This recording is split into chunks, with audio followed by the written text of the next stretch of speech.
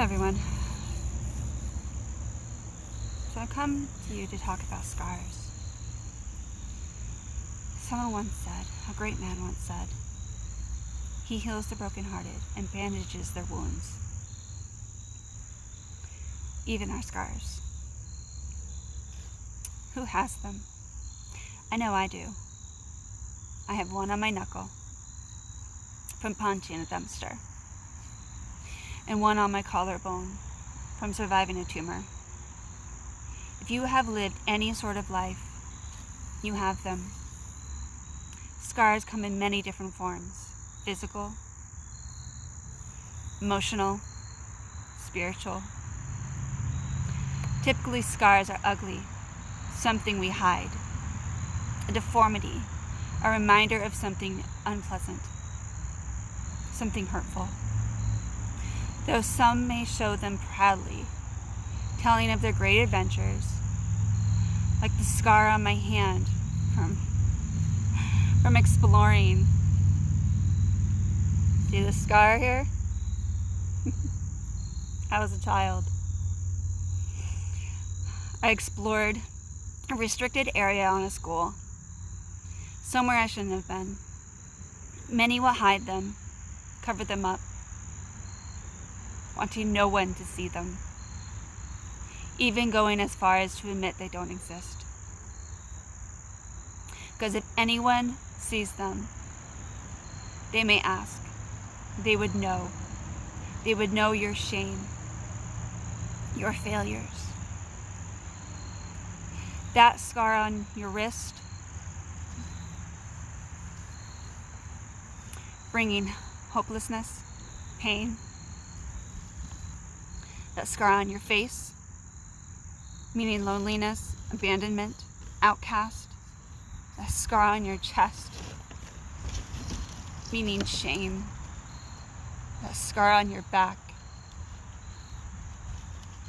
meaning fear. We all have scars. I have them all over, in different places, in different forms. Like the slash on my back from childhood abuse. The thing about these scars is that they are permanent reminders. They are physical, easy to be seen anywhere, by anyone, anywhere. But what about the less obvious scars? The ones that are harder to see. The ones hidden behind our smiling masks that we put on every day. You see, we view these scars as something shameful to hide, a reminder of a life not worth living. But that's not how God sees them. What if we look at them with new eyes, to not see these scars as a defect, but a victory? Instead of seeing lines on our wrists as shame, hopelessness, but see them as victory over a life once lived. And to know you are alive. Instead of slashes or burns on your back, reminding you of paralyzing fear, now seeing them as victory over a life of captivity. That you are now free and alive.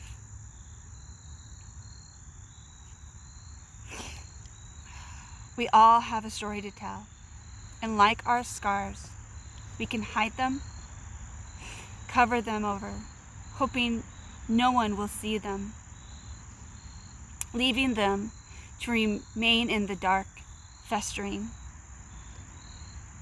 A scar too painful to face, so we hide it until it controls our lives, living in fear because it's just too painful, hoping that no one will ever know or find out. The thing is, with things that are kept in the dark, it festers, molds, decays, spreading disease until that disease turns to death. We let it because of the paralyzing fear, the suffocating pain. But what if we chose courage instead of fear? Someone once told me that true courage is being afraid and doing it anyways. Courage isn't the absence of fear. Courage is conquering fear.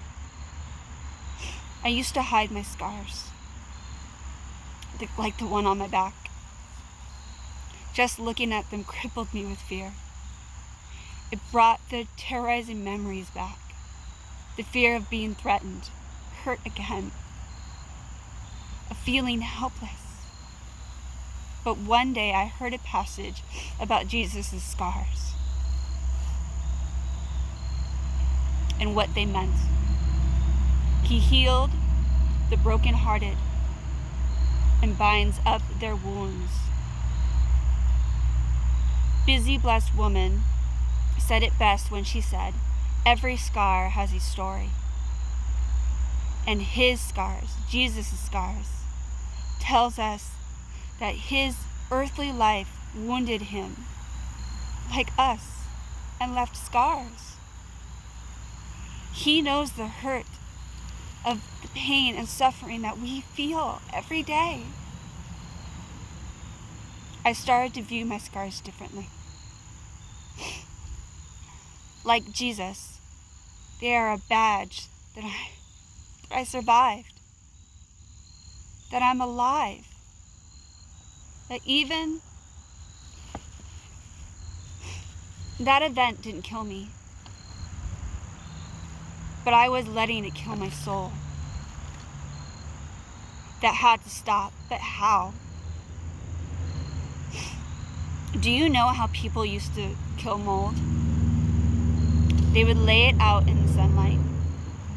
They would bring it out into the light, and that light would kill the disease. Our scars are not much different. What if we shined the courage we have inside us and saw our scars in a new light? As I mentioned, Jesus has scars too.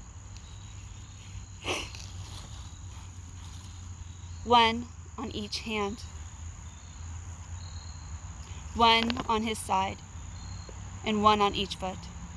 In heaven, you become perfectly healed, but Jesus chose to keep his scars. Why? He wasn't afraid of his attackers, nor ashamed of what happened or what he did. He didn't hide them. Instead, he showed them off to everyone for the world to see. Why? Because those scars, like our scars, they are his testimony. Jesus used his scars as a testimony for his beloved people to overcome doubt. John 20:27 says, "Then he said to Thomas, 'Put your finger here. See my hands? Reach out your hand and put it inside mine. Put it inside my side.'" Scars are not something to hide or be ashamed of, but to proclaim as a testimony of victory of love.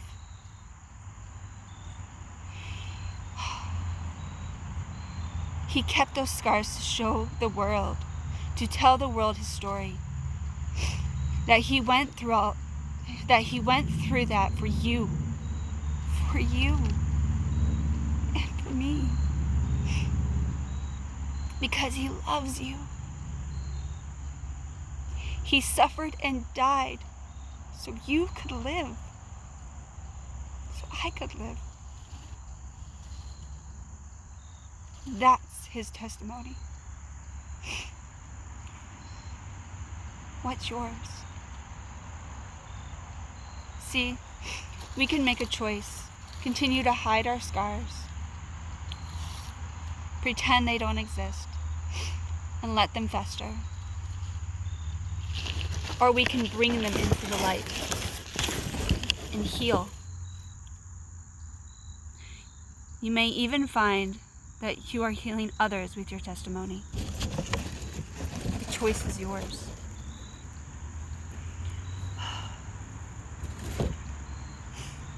I pray that your choice would be like mine, to let my scars shine for others to see, to let my testimony, my story be known, so others will know that there is hope, that there is healing.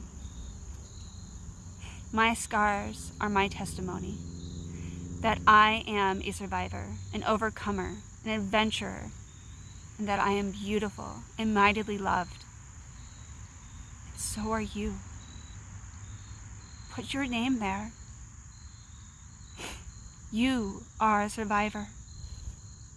You are an adventurer. You are beautiful and mightily loved. After today, what will make your scars be? What will you make your scars be? What will your testimony be? If you want more encouragement,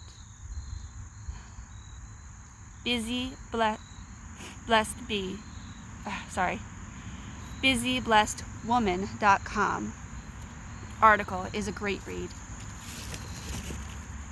She writes about Jesus' scars and how he uses them to heal our scars. Go check her out. For scars like mine, my side, and my scars, they are beautiful,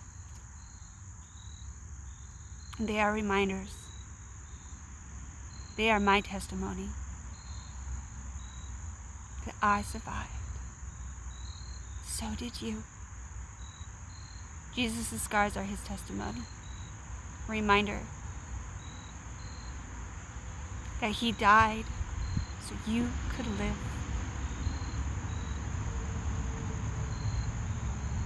That is his testimony. What is yours? Tell your story. Show your scars to the world. Show them proudly, for you are alive and a survivor, beautiful and mightily loved.